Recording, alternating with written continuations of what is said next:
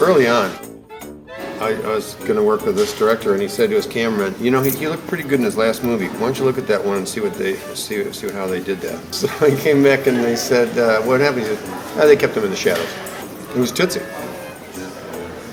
They kept me in the shadows on Tootsie. I think we were all in the shadows on Tootsie. You were trying to make Dustin Hoffman look like a half decent looking woman, which is a challenge right there.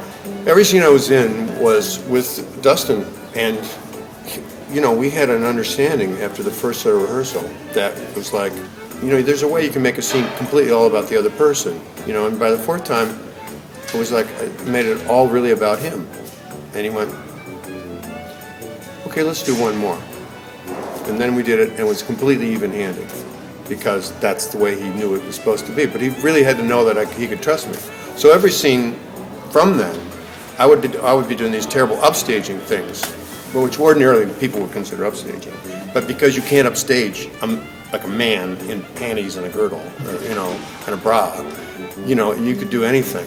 I left the movie and I came back to visit like a couple weeks later, and there they were fighting at it all over again. And I had this sort of Walter Houston moment, you know, that moment in Sierra Madre where he's like dancing on it. It's right under your feet, you don't even see it. You're standing right on top of it, you don't even see it.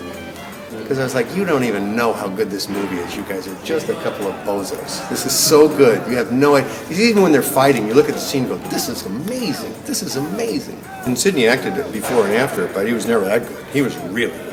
He was really good as agent. He said, I didn't feel it was in character. You're playing a tomato! You know, it was like, it was like that. That's what I mean. A tomato doesn't have feelings. You know, it was really a fantastic scene.